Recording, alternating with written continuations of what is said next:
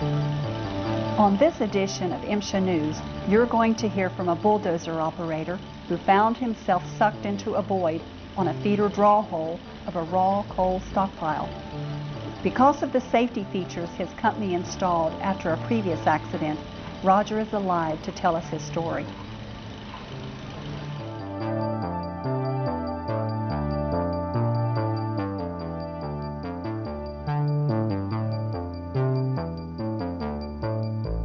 The piles were way up big, and was probably somewhere in the area of about 15 to 20 foot from the top of the truck dump, where the trucks were coming in and dumping, and the feeders weren't opening. One of them opened, number 3 feeder opened. So I was basically taking the coal from what the trucks were dumping and pushing it to the number 3 feeder, and more or less trying to keep the truck drivers happy, keep them moving, and keep a little bit of coal coming to the plant. And I'd clean as much as I could away from the wall, and then I'd go back at digging at the number 4 feeder, trying to open it up. Really, there was more coal coming in than I could get rid of in one feeder, so it piled up on me pretty good.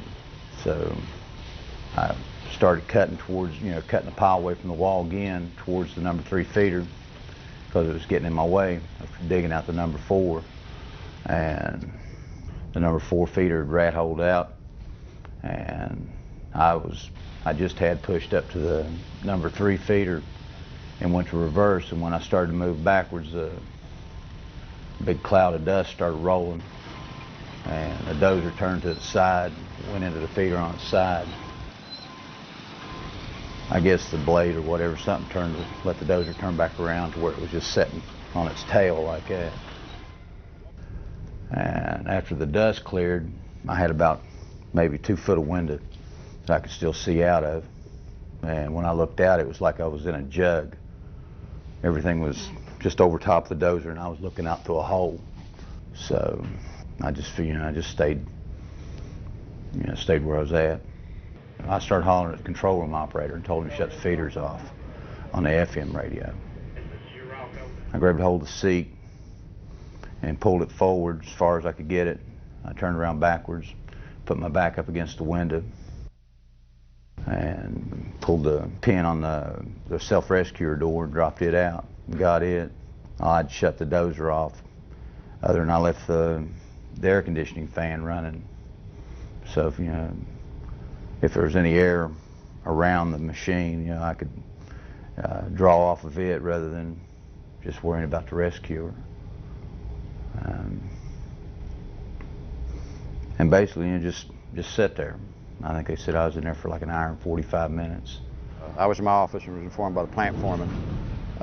We immediately got in a pickup truck and came to the stockpile on top where we could see what was going on. We got to the top and looked down. We could see the void in the pile, and we could see the blade of the dozer about 5 or 6 feet below the surface of the coal. We were able to communicate with the operator. We could talk to him, and he told us he was okay. He could see light, and we told him what we were going to do. We called a loadout and got 2 more dozers up to the pile. And we immediately began moving the coal away from him. And when we started moving the coal away, the pile started breaking, and it covered the dozer at that time to where he couldn't see. So he had his self-rescuer out and had it ready. Nothing really fell in until I could feel the other dozer.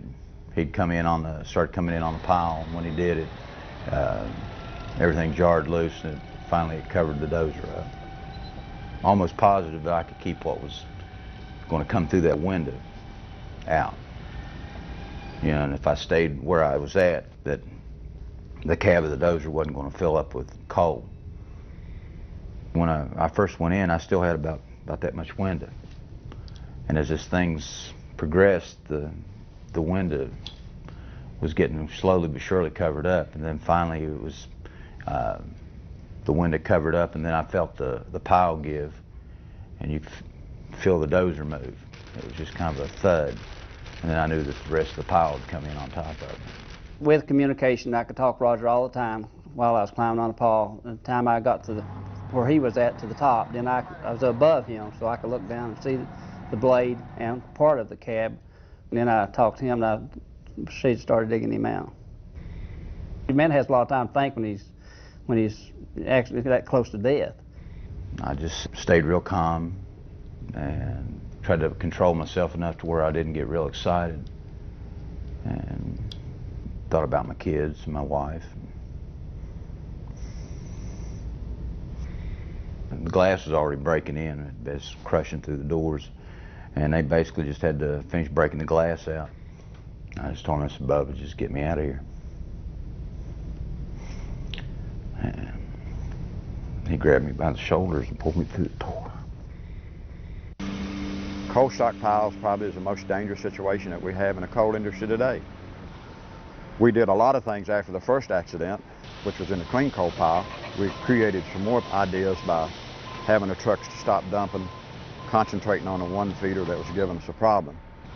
When the man was rescued, we came back to the stockpiles and we started evaluating. And at that time, we put balls directly above the feeders to mark exactly where the feeder was, so when the stockpile would be high, that we would know underneath, because when the piles get high, you would have no way to really tell exactly where it's at, but the ball hanging directly over helps it. We also installed lights of telling us which feeder was running. That would give all outside personnel that would be on the property, would not be familiar with this operation, they would know which feeders are running, so that they would know which ones to stay away from. Also, we went inside our tunnels at the feeder where the draw holes inside. We placed switches that would automatically cut the feeder off if the coal would quit feeding down. If it would go empty, that would be plugged off, so we would know it was blocked. It would automatically shut the feeder off. We put cameras on the stockpile so we could monitor the dozers.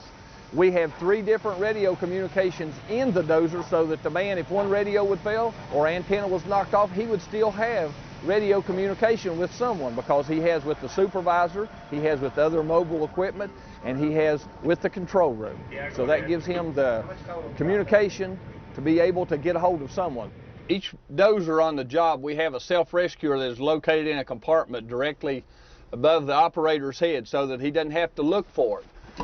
Pulls it down, there's a flashlight, and the self-rescuer is located in a compartment where it's easy access to the operator of the equipment.